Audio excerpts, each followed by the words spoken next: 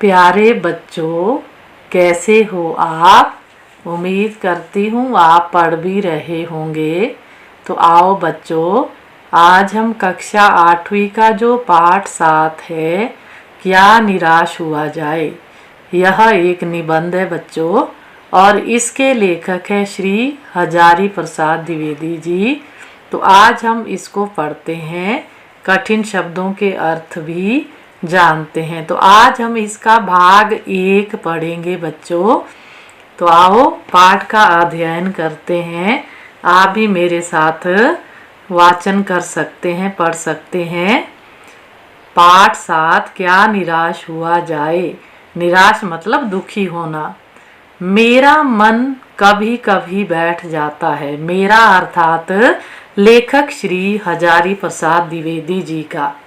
समाचार पत्रों में ठगी, डकैती, चोरी, तस्करी और भ्रष्टाचार के समाचार भरे रहते हैं।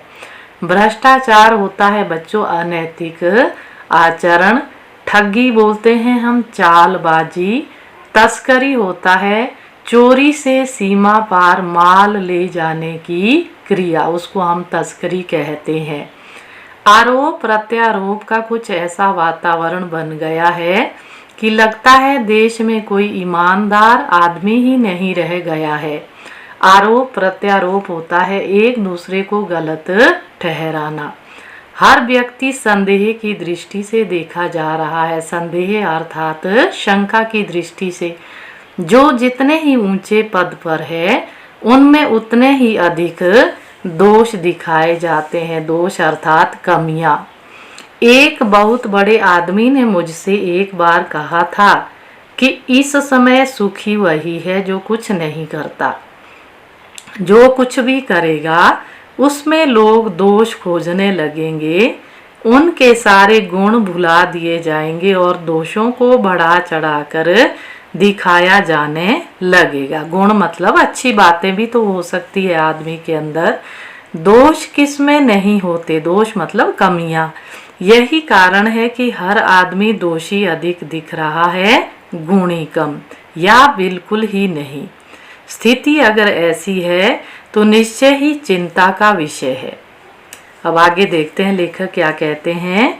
क्या यही भारतवर्ष है जिसका सपना तिलक और गांधी ने देखा था।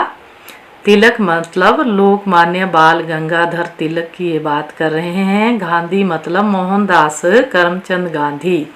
रविंद्रनाथ ठाकुर और मदन मोहन मालवीय का महान संस्कृति सभ्य भारतवर्ष किस अतीत के गह्वर में डूब गया। अतीत होता है बीता हुआ समय, गह्वर बोलते हैं बच्चों गड्ढे को, गड्ढा।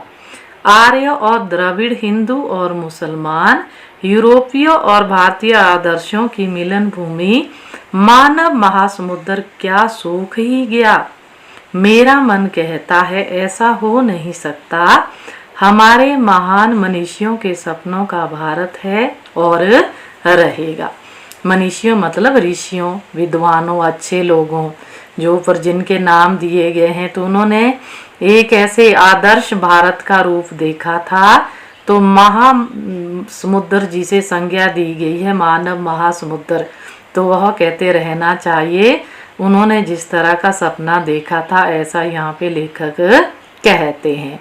यह सही है कि इन दिनों कुछ ऐसा माहौल बना है, माहौल मतलब वातावरण, कि ईमानदारी से मेहनत करके जीविका चलाने वाले निरीह और भोले भाले श्रमजीवी पीस रहे हैं और झूठ तथा फरेब का रोजगार करने वाले फल फूल रहे हैं। अब यहाँ पे कुछ कठिन शब्द आए हैं बच्चों, इनको देख लेते हैं हम।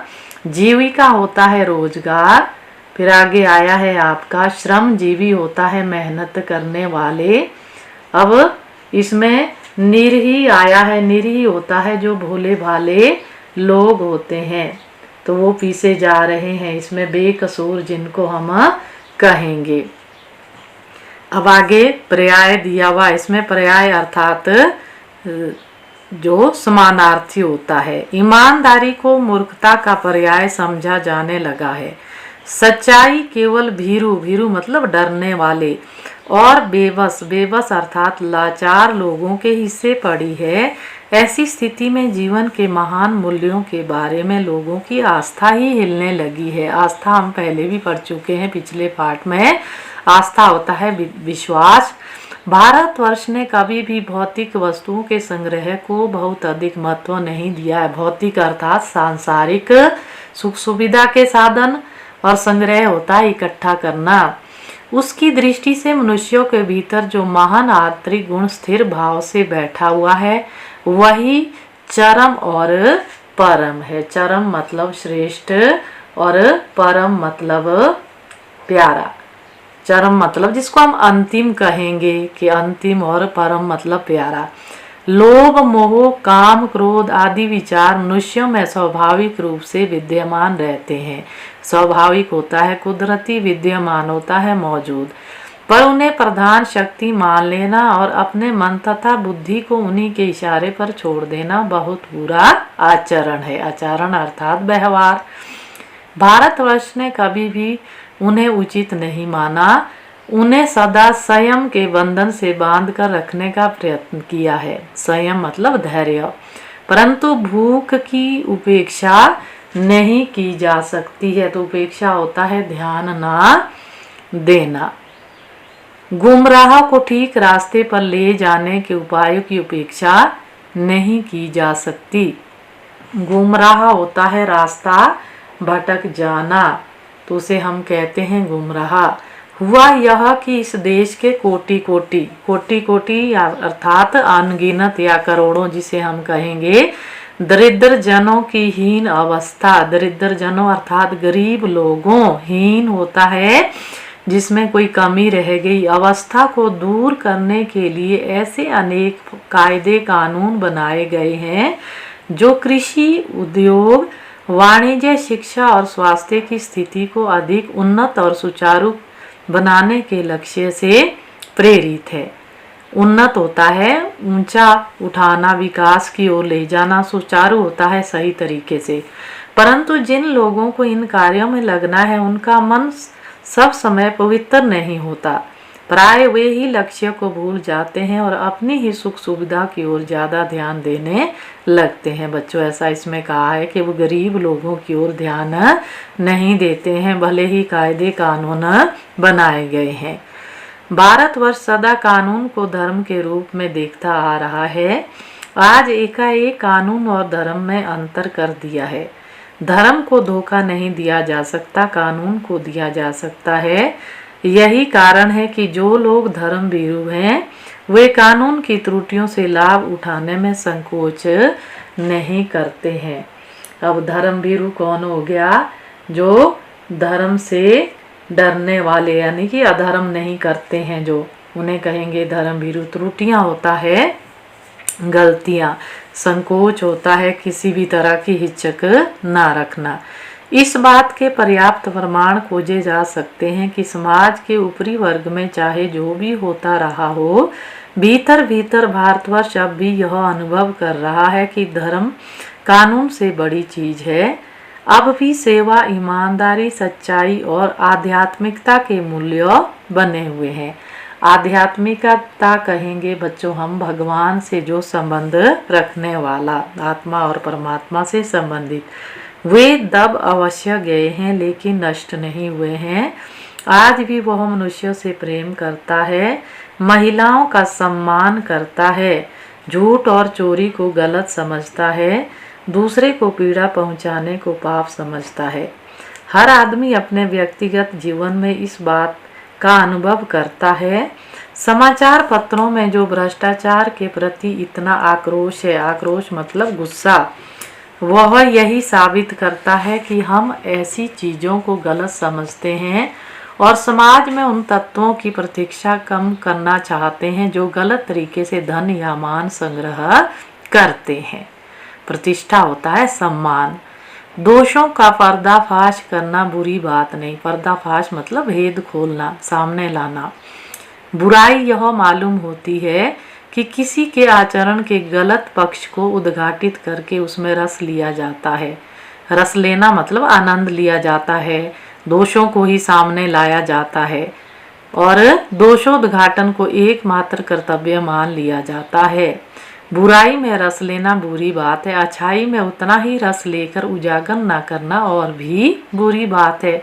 आदमी के अंदर अगर कमियां हैं तो अच्छाइयां भी हो सकती है, लेकिन लोग कमियों को ही कहते सामने लाते हैं, अच्छाइयों को पीछे रख देते हैं, तो ये एक बुरी बात यानी कि गलत बात है। लेखक ने ऐसा कहा है, सैकड़ों घटनाएं ऐसे घटती हैं जिन्हें उजागर करने से लोक चित्त में अच्छाई के प्रति अच्छी भावना जागती है।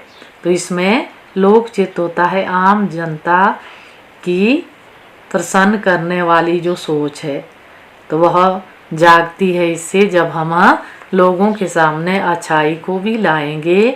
जरूरी नहीं है कि जिस व्यक्ति में कोई कमियां है तो उसमें अच्छाइयां भी तो हो सकती है, उसकी कमियों को ही सामने ना लाया जाए तो उसकी अच्छाइयां भी हमें सामने लानी होगी।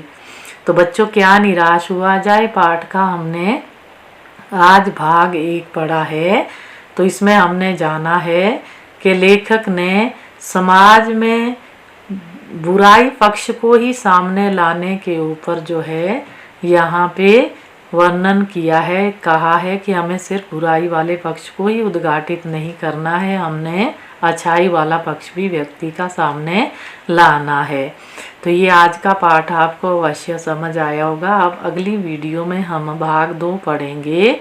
तो आपने भाग 1 को अच्छे से समझकर जो कार्यपत्रक दिया गया है उसे कॉपी में साफ और सुंदर तरीके से लिखना है बच्चों। तो आज की वीडियो में हम इतना ही पढ़ेंगे।